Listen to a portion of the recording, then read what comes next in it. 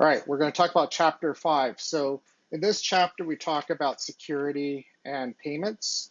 And the chapter starts off with a discussion, I suppose, depending on which book version you have, but generally speaking about election security in the beginning in cyber war. And so obviously there is a lot of illustrative examples around elections and security and foreign countries trying to influence elections happened in the 2016 election. A lot of cited sources in the book, as well as other cited sources available. And the same sort of things happening today. You see it all the time, irrespective of your political affiliation. You'll see examples from both sides of the aisle of foreign governments and actors creating fake accounts, fake news, that sort of thing. So why do I bring that up? Because it's a good illustrative model of internet security and the risk of misinformation campaigns from bad actors. Security is an ever-changing field. It's an area that you're never going to have a fully secure system. You have to constantly evolve to mitigate the ongoing threats that can happen. So if you become complacent, that's when you end up with tend to have huge security problems. Okay, so it's an ongoing threat. Malicious actors are getting much more creative in how they approach security breaches, and so we have a number of areas that we see today. So we have bot networks that start up, fake accounts on Facebook and Twitter and LinkedIn or wherever they might be. Those are generally driven by bots. They're not usually a human being directly interacting with you. They're usually some sort of bot that's set up to identify people of a certain background and then target them. So, for example, on Facebook, there might be a bot that looks for people who are either on the left or on the right, and then pushes misinformation based on that affiliation and the things that they post. So the more that you post, the more likely the bot gets comfortable in terms of being able to spread misinformation. And so it learns, and then it's able to automatically post things that target you, regardless as to your political affiliation. It's very easy to do this sort of thing because it's not like going in and being a criminal who has to go rob a jewelry store or a bank where you have to be there in person. The internet makes it very easy for anonymous actors to do bad things. And so, and I think many of you might notice this when you see social media, newspapers, blog posts, whatever it might be. You feel probably a bit more comfortable about posting because the repercussions aren't as great. You're less likely to face someone identifying who you are if you post something on the internet. So you can become a keyboard warrior and post things that you probably wouldn't say to someone's face. Okay? So as we proliferate and grow more and more business online, we have these constant threats. So I mentioned bots. We might have DDoS, or distributed denial of service attacks. And so this is where an organization might organize an attack on someone else's systems and do it in a distributed fashion from points around the world. This is opposed to a denial of service attack, which is generally on one point from one point to another. So a denial of service attack would be if you were on campus, you and your fellow students, and you all decided to attack a system from on campus. That would be a denial of service attack because you're coming from one place. On the other hand, now that you're not on campus, many of you, if you decide to do an attack and 5 of you are in China and 5 of you are in the US and 5 of you are in India, et cetera, and you all organize your friends in those areas and across the world to do an attack on a system, that's a distributed denial of service attack. Now, a denial of service attack is pretty easy for me to mitigate, okay? Because I can see that all of the internet traffic is coming from one location. I can pretty easily have systems in place to block that traffic and prevent it from coming through. With distributed denial of service attacks, this is much harder because the attack vector is coming from many places simultaneously. And a good way to think of this is, looking at traditional warfare. It's a lot easier for me to win a war if I'm fighting it on one front. It's much more difficult if I'm fighting it on 10, 20, hundreds, thousands of different fronts. Okay? And so that's why distributed denial of service attacks are so effective. Now, the coordination involved is pretty complex, but with the advent of the internet, it makes it much easier for people to communicate in a manner that's more difficult to be disrupted. So there are things called the dark web, where there are illegal things that occur, and it's harder for law enforcement to identify and take action on that portion of the web. Trojans. So we send out something that's disguised as something else. Someone opens it, and now we've affected their network or their computer systems. And a great example of this is I serve on the board of advisors at UCR, and I've heard stories of companies that my fellow board members work for having USB drives tossed over the fence into the parking lot, and some person sees it and says, gosh, someone left their USB drive. Let me put it in my computer and see whose it is so I can return it to them. Guess what? The USB drive is affected with Trojan horse, and that then allows access to that company's network. So this is a huge risk for businesses. Phishing scams. So you may have been a victim of these within the campus community here. Okay, I get emails all the time that are phishing scams. Okay, we're sending out what looks like a legitimate message, a lot of times over email, and we're phishing to try to see if we can get anybody to take a bite on that message. And some people do. Oh my gosh, my credit card's been locked. Bank of America sent me an email. I better take action on this. Let me click on the link and enter my information. Bad news. Don't do that sort of thing, okay? That's a phishing attack. If you're not sure whether it came from Bank of America or not, go to Bank of America's website directly. Look and see if they actually sent you a message. Chances are they didn't, okay? Another phishing scam example would be PayPal, eBay, okay? You sell something on eBay, the buyer sends you an email that looks like it's a PayPal message saying, I paid, here's the proof, now ship me the product. It's happened to me. Now, I didn't fall for it, and there's many reasons why I didn't fall for it. Number one being I used to work for PayPal, so I know what the message looked like, and I knew what to look for. But not everybody knows what the message is supposed to look like. So you've got to be careful of that sort of thing. And the person in this case was extremely pushy, texting me at all hours of the night, trying to get me to ship it to an international location. But I hadn't opened up the buying to international buyers. I wasn't accepting international buyers for the reason of fraud prevention. And so sometimes you can identify, other times it's a lot more difficult. Ransomware, okay? Someone convinces you that your computer's broken and says, hey, Microsoft, and this is a real example that happened to my grandmother. This is Microsoft in San Diego, and we know your grandson, and even knew my first name. And she said, oh my gosh, this must be legit. And they said, you've got a virus on your computer, but we're here to help.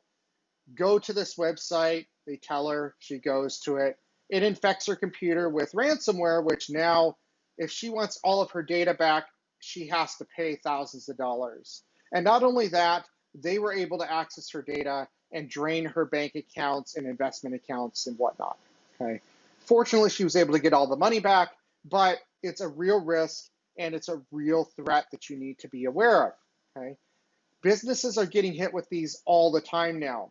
And then if they're not adequately prepared, one employee ends up locking out the firm's data. It's happened to cities, it's happened to counties, it's even happened to agencies, at a broader level.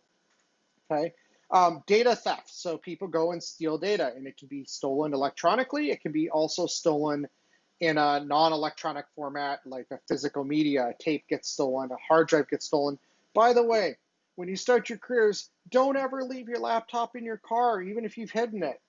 It will be found, it will be stolen, and you will be, well, you might be fired for it, but you also might be held liable for any data that might be someone else's data, because you don't necessarily own the data that you have on your laptop. Now, you can take precautions like encryption to help prevent data theft, But the best protection is multi-pronged. So you encrypt the data, you encrypt your laptop hard drive, you avoid storing data on your laptop. That could be one approach. You don't leave your laptop in the car. You make sure it's in your possession at all times. Another aspect is when you go back to the classroom, whenever that might be, being able to lock down your laptop. I always like to use this example. Whether you run Mac or PC, if I have physical access to your computer, even for just a few minutes, I may be able to access your data, reset your password, steal your data, and you would be none the wiser. So how do you prevent that? Well, A, you keep physical control and you don't allow people to have physical control of your computer, but also you should encrypt your hard drive. And so this is very easy to do on both Mac and PC. On PC, I believe it's called BitLocker, and on the Mac, it's called FileVault. Okay? It's a setting you can turn on. It takes just a couple of minutes on the Mac. I don't know how long it takes on a PC, but on a Mac, it takes just a couple of minutes. You can keep working. It all happens in the background. And what that means is that even if I can get physical access to your computer and change your password, which is possible if I have physical access, I still can't access your data because it's locked down separately from your password. Okay. The last thing, actually, there's a couple more. Identity fraud. So some of you may have been a victim of identity theft. Okay, it happens to the best of us, right? So what can you do there? You can take precautions there, but that's another significant security threat. Credit card fraud is another issue. Okay, and then spyware. Okay, we have spyware sitting on our computer. We download some software off the internet. It has spyware in it, and now they can see every keystroke that we type on our computer. Okay, and so we've got to be careful and make sure we have a multi-pronged approach to security. Okay? So we have to have security training within our organization. We have to make sure that our users are protected. Our users know what to do. We also have to know what we need to do as an organization. So we protect credit card information. And so the best way for us to do that is to never have possession of the credit card information. When our customers buy something, we try to use a PCI compliant credit card processor so we don't have to hold the data ourselves. And by doing so, we reduce our potential exposure if the credit card data is compromised. There are regulations and there are also industry regulations, not just legal regulations, that restrict how we can handle certain types of data. So we want to make sure that we don't expose data because data can be very valuable. Okay. E-commerce security, we need to make sure we protect the data. We use technology, we use policy and procedures and training, and then we have these legal and industry standards that help us protect the data. From an e-commerce security perspective, we use multiple methods to protect that data. So we want to make sure that we have integrity of the data. It hasn't been changed by an unauthorized party. We want to have non-repudiation, which means that someone who buys through our website can't deny or repudiate their online actions. We want to be able to verify the authenticity of the individual we are dealing with on the internet. We want to make sure that there's confidentiality of any interactions with those individuals. And we want to make sure we control privacy of the user. That's not just from a privacy perspective, just in general as a good practice. It's also the law in certain areas of the US and certainly in Europe. So even if we don't intend to do business with Europe, if we do have European citizens using our system and there is a breach, we could still be liable. So beware of that. And then the last thing is availability. We want to make sure that our e-commerce activities still continue to happen and we aren't subjected to things like DDoS attacks. Okay? Now, we do need to have a balance between ease of use of our system and security. So the worst security is obviously no security, but I think that the second worst security is security that's too complex for users to use. So they write things down like their passwords. Okay. You walk through an office, I guarantee you, if you walked around a large enough office and you flipped the keyboard on in these offices, you'd probably find at least 10–15% of people, or maybe more depending on the company, have their passwords of some sort written underneath their keyboard on sticky notes, or maybe on sticky notes underneath their desk or something like that, okay? Beware of that sort of thing, okay? If your password policy is too difficult for people to remember and you don't offer a solution, people are going to write down their passwords and people are going to steal them, okay? I've seen it happen. So what can you do? I will talk about, well, I'll just go ahead and talk about it right now real quick. You can use a password manager. I happen to use LastPass and 1Password. There are many different password managers. What those do is they allow you to set a very complex password and perhaps a second factor of authentication like a code generation app on your phone, a text message, etc. A code generation on your phone being more secure than a text message, but they allow you to authenticate using one password that you know that's super complex, and then all of the other sites authenticate through that app. Okay? So it's like a password vault for your passwords. Okay? Now, let's move on. So in a e-commerce transaction, we could have someone inject malicious code if we're not careful. So when we build our e-commerce application, we have to make sure that we test it to avoid any type of malicious code being entered. And a common one is called a SQL injection attack. So what happens is, say you have some sort of form that the user can fill out. Maybe it's a contact us form. Maybe it's a shopping cart form or something. But if there are fields that the user could fill out, they could go and put characters in it that you aren't expecting. So for example, SQL is a language used to interact with databases. So if I don't have testing of my application, conceivably a user could go and throw some SQL code into a contact us form instead of an email address. If we don't properly handle that and sanitize the code, that malicious code could be executed and be sent off to the server and go to the database server. And then the database server would see SQL code and say, oh, someone's running a SQL query. Let me return that data to you, okay? And so an example that a friend of mine likes to share is a contact us form where you enter your name, email address, and your message, and in the message you put SQL code. And when the SQL code gets submitted through the form, it actually retrieves all the valid users and passwords out of the database, okay? Now, you've got that information. Now you can log into the database server directly and get all the information about a particular, like all the transaction information, like credit card information. Okay, this is how breaches occur. So, what can you do as a business? You can make sure that you test your applications, sanity check them, make sure that they're sanitizing data before submission. Don't allow just any type of character in a submission form. Make sure that it doesn't have anything harmful. Okay. Now, moving on, there can be a lot of different vulnerable points in an e-commerce transaction. And not just e-commerce, by the way, even traditional commerce has this problem, as evidenced by things like the Home Depot breaches and the Target breaches. In the Target breach, there was a way to, because of a third-party system, I think it was an HVAC contractor or something, people were able to get in and access the transactional systems. Now, even simpler than that, skimmers at gas stations and grocery stores and things like that. All it takes is a split second to discreetly put one of those skimmer devices on a device. Okay?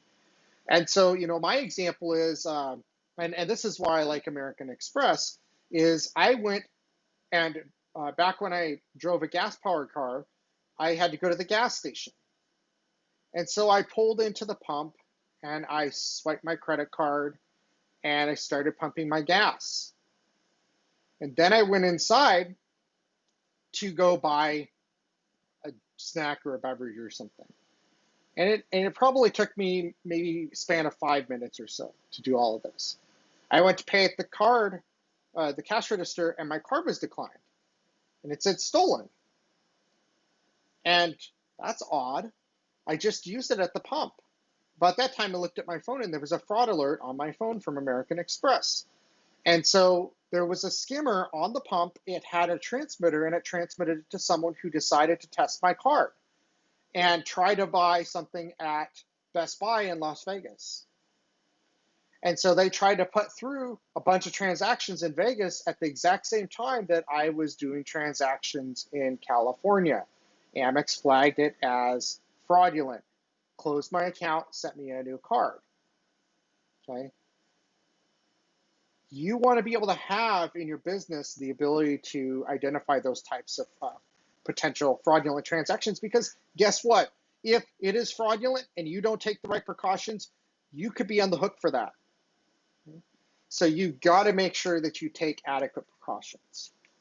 Okay. Let's see here. Viruses. This is a computer program that gets installed and can replicate itself. Trojan horse is something that looks benign, but it may not be. So Trojan horses a lot of times can be disguised as a game that you play. Looks harmless, but it actually does things to your computer that are bad. There can be backdoors. You can have bots. Okay. I mentioned bots earlier. Let's see here. A lot of really great examples on page 269 of the 2019 edition on different types of malicious code. Okay. Social engineering, this one comes up a lot. I basically try to pretend that I'm someone else, and I use techniques to call in and socially engineer my way into getting restricted information. So my favorite example of this is I worked for a company and the CEO liked to post on social media about where they were going. Okay. Oh, I'm going on vacation to Thailand, or I'm going to a conference in Virginia to talk about X. Okay. So then we had someone call into our help desk and say, yeah, this is, CEO, knew the name and everything. I'm on my way to this conference, which she had told everybody about, and I forgot this important file, and I need it right now, and I can't get into my email. Can you send it to this other email address? And the person at the help desk almost sent the file, had it all typed up, ready to go, and then it clicked. They remembered that they went through a training about social engineering scams. Okay. And they called their manager, and their manager said, no. Don't send that. It sounds like a scam. Okay. And they will try everything. They will try to say that they're going to get you fired, and if you don't do it, you're going to lose your job, and they're going to make it sound urgent. The sky is falling. Don't fall for it. Okay. So make sure that you're careful. It will happen to you as students, by the way, too. You'll probably have people calling up and saying they're from the help desk and whatnot. Okay. Let's see here. There's some terminology in the book that I think it should have never been used in the first place. I'm going to use the terminology of ethical/good hackers and then bad hackers. Okay. Good hackers or ethical hackers, their intent is positive. They're trying to help your organization locate and fix security flaws. Okay. Then we have bad actors or hackers who are doing bad things. They intend to cause harm. Okay. Now, data breaches, when we have a data breach as an organization, a lot of times we have to then, under law, disclose that. So you can't cover it up. If you cover it up, well, chances are you're going to be in big trouble, because you can't cover something like that up without leaving breadcrumbs around for others to find. But you could also go to jail. So my input to you is, don't cover it up. If you have a breach, own up to it. Okay. Spoofing. So sometimes we can spoof things. We can spoof an email address. That's very easy to do. We can spoof an IP address. We can even spoof text messages, okay, or phone calls. And so I get calls every single day. I have RoboKiller on my phone. And I get, if I didn't have that on there, I would get probably 3,000-4,000 calls a day. Okay? I really get a lot of calls. And RoboKiller blocks, all but a handful of them. So people are spoofing numbers. They are taking a real number and they are using software to make a different number or a computer autodialer look like it's coming from another number. Not only is it illegal, it's unethical, and if you get caught, you're in deep trouble. Okay? Sniffers. So sniffers, we can use traffic sniffers on our computer, and I believe that I have, yes, I have Wireshark on my computer. So let me show you. Let's see here. Let's switch here. And then let's change this to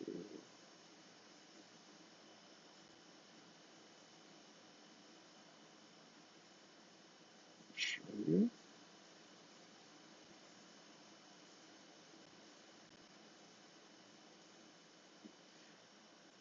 This is an example of a sniffer. Okay? So to just show you, anybody can go download this software. It's free. And I can go and see right now that I have on my computer, I have traffic happening, okay? A lot of different traffic, different areas. So I can capture my Wi-Fi right now, and I can see if I can find something here.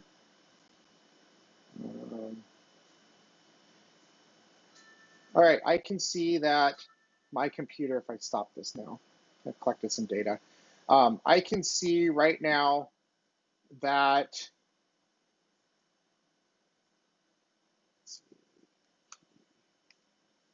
right here, okay, I can see that my daughter is trying to look up some sort of DNS from her room, okay? And because DNS is not a secure protocol, I could go in and actually see what she's looking at, but I'm gonna respect her privacy and not look at that. Okay? I can look and see, I don't know if I've got, let's see here, HTTP. So I'm not looking at any unsecure sites, but let's see here. Not looking at any secure sites either, apparently. But if I was looking at, let's see here, try this again.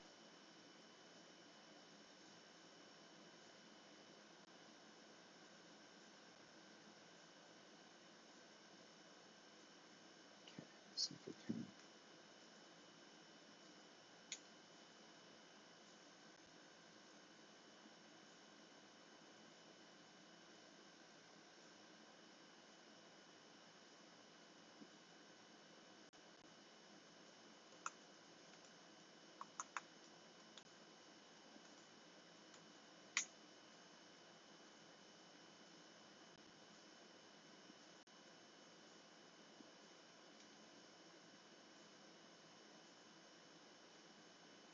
Let's go ahead and stop. Okay, so if we look at the port, actually,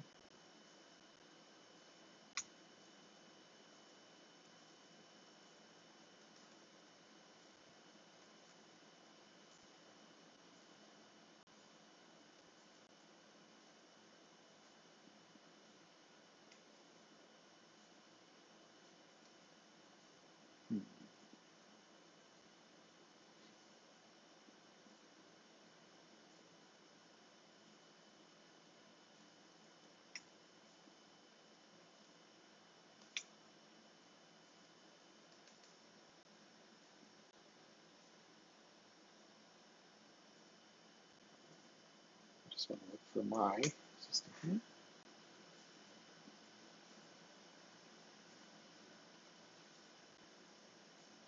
Now, I can't find a good example, but let me just show you. We talked in the previous session about packets on the network. Okay? So with a wire sniffer like this, I can see individual packets, okay? And I can actually dive in to see details about what's happening. So if I'm using an unsecure service, okay, if I'm using an unsecure service here, I can actually see details of what someone is downloading or uploading to the internet.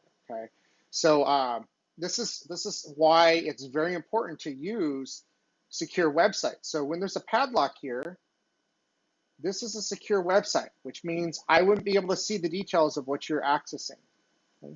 If I instead just went to the unsecure version here, which Google redirects me, so it doesn't matter. I can't search and have it seen. But there are still some websites out there that don't use secure sockets layer to actually lock down your session. So if it's an unsecure website and you go to it and then you go and type information into the form here, anybody with a packet sniffer can see what you're accessing. So this is why it's very important for not only you as a user to have a secure web browser session with a valid certificate. It's important for your business to operate that way as well. Now, if you don't have a valid certificate, if you click on this, what will happen is it will say invalid.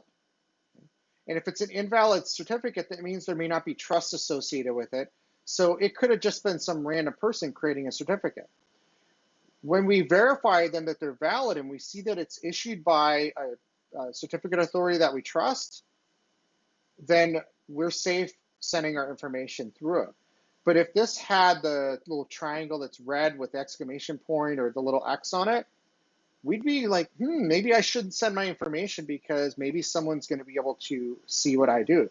That's a man-in-the-middle attack, okay? Getting back to what's in the book. So if we have a man-in-the-middle attack, we can eavesdrop on what two parties are exchanging in terms of data. So my sniffer cannot snoop my traffic because everything on my network is being encrypted. Okay? So even with that sniffer, at best, all I can see is that there is some sort of activity. I can't see what that activity is, what websites are being visited, etc. Okay? But again, if I were going to an unsecure site and I were entering data in, I'd be able to see the specific data that was typed in. Okay? So if I type something in here, I would be able to see it. Right? I talked about DDoS and denial of service attacks. I talked about SQL injection attacks. Okay? We can have issues on our mobile platforms as well as on our desktop platforms. We can have issues with cloud security, although the common thing I hear, I teach a cloud class, and the common thing I hear is cloud is less secure than doing it yourself. Not necessarily. Okay? A cloud platform is more likely to have people attacking it because it is more well known, but you also have a strong security organization constantly monitoring it. Many systems that you run yourself either don't have anybody monitoring them for security vulnerabilities, or you don't have enough of a team to keep them secure. Okay. Another thing that you're potentially going to see, especially all of you, Internet of Things. So as day and day go by, we have more and more devices on the internet. Okay, we have doorbells and cameras and lights and this and that and cars, TVs, etc. Okay, IoT devices have security issues, and I'll give you a great example. Up until I replaced my network equipment with that device you see behind me up in the corner, I had just a cheap little router that you could go get at Fry's or Best Buy or whatever. Okay? And that system had some serious security vulnerabilities in it, and someone was able to get into one of my TVs and hack into it. And they were using that TV to run some sort of, as far as I can tell, I don't know if it was a botnet or it was a Bitcoin operation, I have no idea.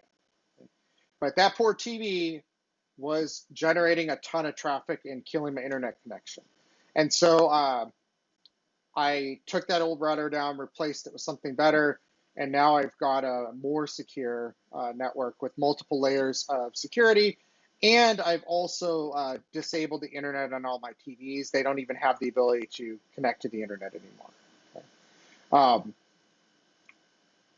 You've got to look at all aspects of your network. So what I do is I'm not going to get into the specifics, but I segment off my network. I make sure that my IoT devices only have access to talk to each other and talk to my hub, and then my hub can only talk to my other hubs on other networks, and then those hubs and other networks can only talk to specific sites, like Apple stuff can only talk to Apple, etc. Okay. Internet connections, how do we protect the data on them? We use encryption. So this padlock indicates that there's encryption. So encryption is making use of taking some sort of text or data and transforming it. So think of secret decoder rings if you were a kid and had something like that. Think of Morse code is not really encryption, but I guess in a way you're using code to take letters and represent them, but with Morse code, everybody knows what Morse code is. So, but let's say I have an A. My algorithm makes an A become a ZTAB, okay, for every A. I have some sort of algorithm that I use to generate some sort of ciphered text that is only determined by the two parties who are privy to it.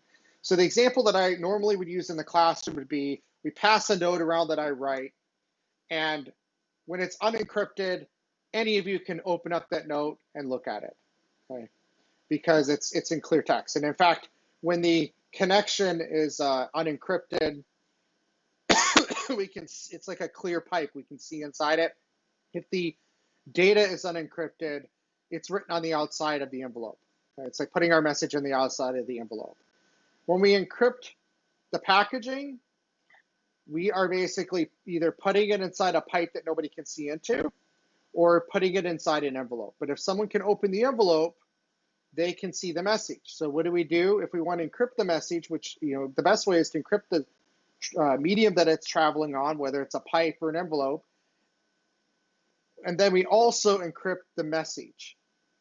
So we put the message in some sort of language that nobody can understand other than the party on the other end, so that even if someone can break open that pipe and see inside it, and they get the message, they can't see what the message means because they can't understand it. Okay? And so what we typically do is we pass around a message in different formats, whether it's encrypted or unencrypted, we pass that message around the classroom, and people break into it and can see the message. Okay? But if there's encryption, you can't see the message. Okay. Now, when it comes to email, when we do a web-based email like Google Mail, chances are we're using encrypted mail. But we're just encrypting the connection. We're not actually encrypting the email by default. The difference would be, say you have a medical message from your doctor. Chances are they're not going to send you the details in an unencrypted message because of HIPAA. So what they will do is they'll send you an unencrypted message telling you have to go to an app in order to be the message where the message is encrypted. Or what I saw with an interaction with a partner the other day was they sent me an encrypted mail through Office. I received the email telling me that I had an email that I had to access through Microsoft Office, even though I have Google Mail. And so I clicked on the Google Mail message. It opened up Office, even though I don't have an Office Mail account. It opened the message in Office Mail, okay? And it was encrypted, and then it expired. After 15 seconds, I had to go back and redo the whole process again if I wanted to read the message again. Okay? We can use encryption keys. So any of us could generate encryption keys on our computer with software. So Mac users, you're lucky. You have the software where you can encrypt and create keys, public and private keys. And then what you do is you send your public key out to others, and you share that with the people that you want to be able to decrypt things. That you send them. Digital signatures. So when we sign things over the internet, we can do a digital signature that's unique. All right. The SSL certificates that we use for web browsing, that's part of a public key infrastructure, or PKI. So the usage of PKI that we use it for is in our web browser to just go to a website. PKI also has the ability to be used where you get a certificate that sits on your computer that allows you to access private websites. Okay? And so in the work that I do, I have PKI certs on my work computer that were issued to my specific computer and me. They identify me, and before I can even go to the website and it will even load, it checks to see if that certificate's on my computer. If the certificate's not installed on my computer, I can't even get to that website, okay? So it just will not load for me. So you'll find some government systems require that you have a PKI cert. That's what the case is with me. I can't access that government system without the PKI cert. Once it verifies that my machine is authorized with that cert, then it prompts me for my credentials to that system, right?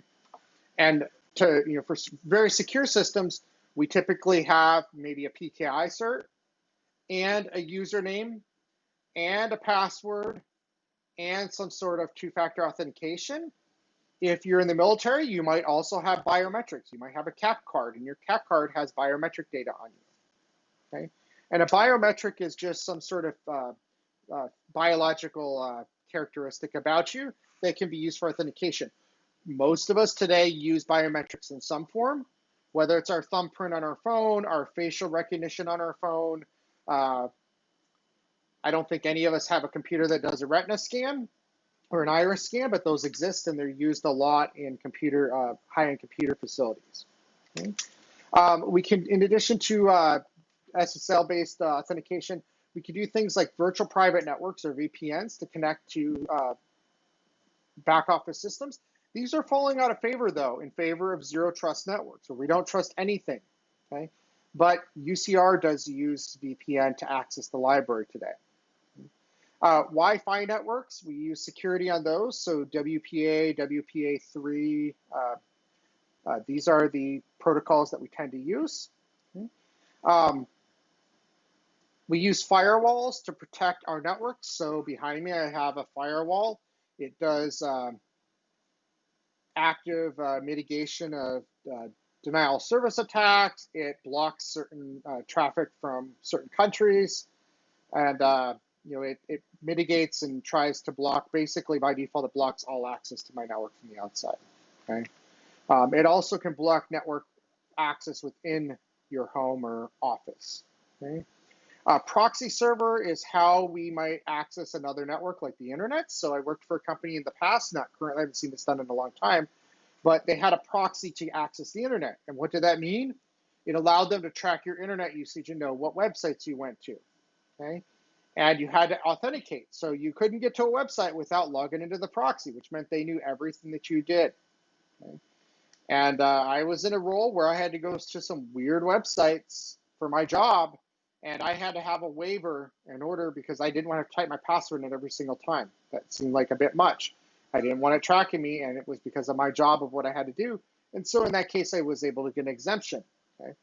But proxies are a way for us to go around that firewall and actually get out to the internet.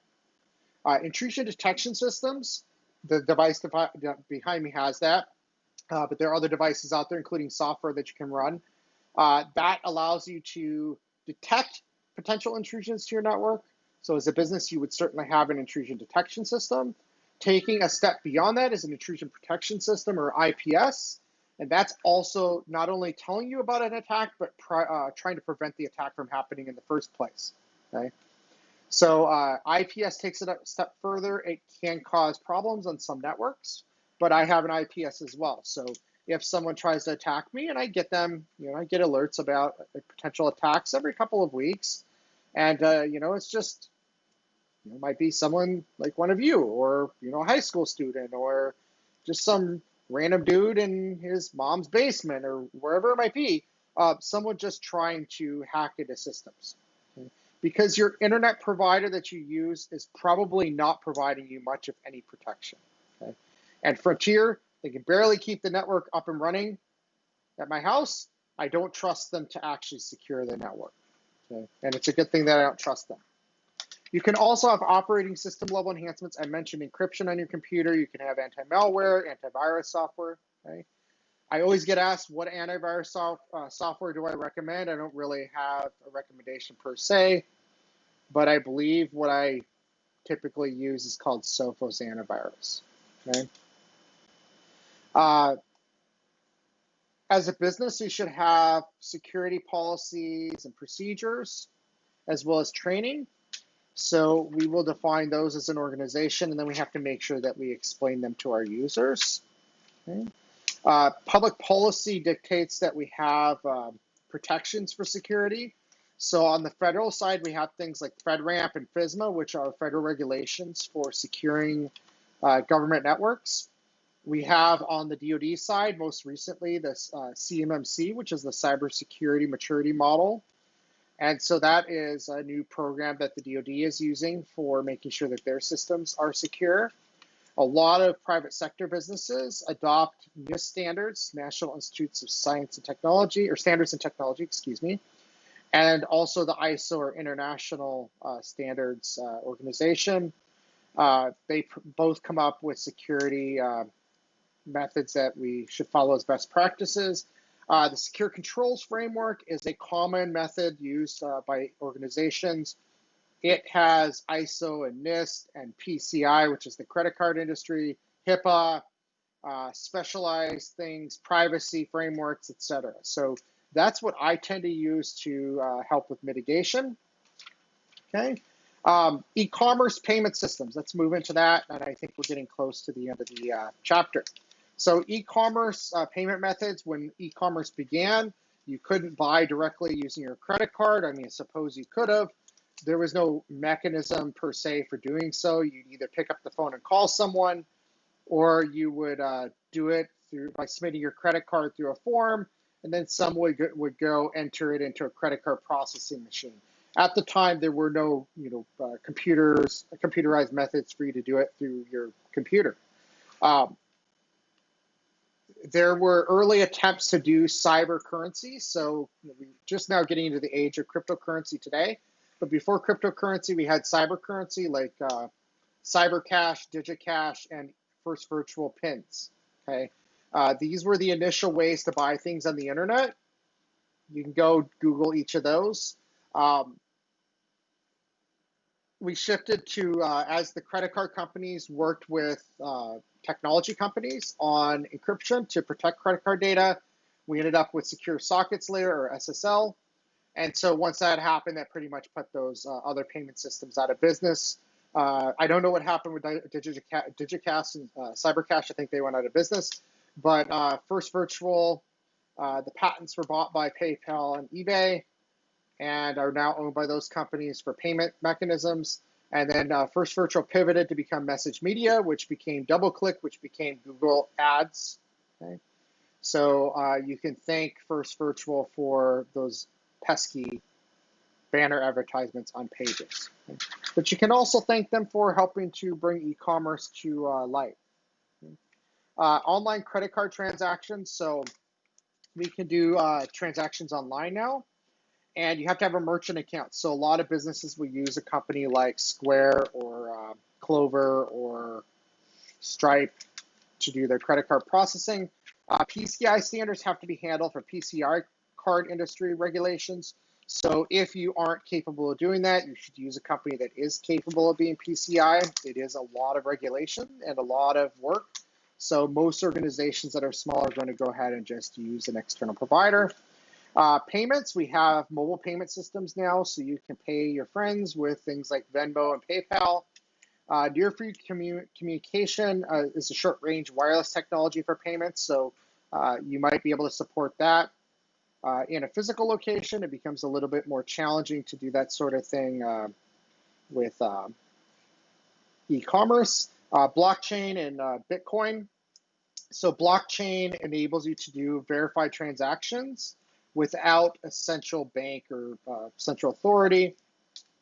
Okay. Bitcoin is a type of cryptocurrency on that network. A lot of people have Bitcoin, and it's probably the most popular. Okay. I even have some Bitcoin. Okay. All right. There are other types of Bitcoin as well. If you're interested in that, Coinbase is kind of where I got my start. I don't keep my coin there anymore. I keep my coin in a hardware wallet like this. Okay, it's a little device, and it's where I keep my cryptocurrency for safekeeping. Okay? So that way someone can't hack in and steal it. All right, electronic billing presentment. So that was kind of a industry of its own back in the early days of the internet. A lot of different companies tried to get into doing cyber billing, never really took off and went anywhere. So now you end up with either your electric company credit card can do online billing, your bank does online billing, you have some online ways of doing billing through Apple and PayPal and things like that. And then you have things like Intuit, Mint, they do consolidation of your bills. Okay? And that is it for this chapter.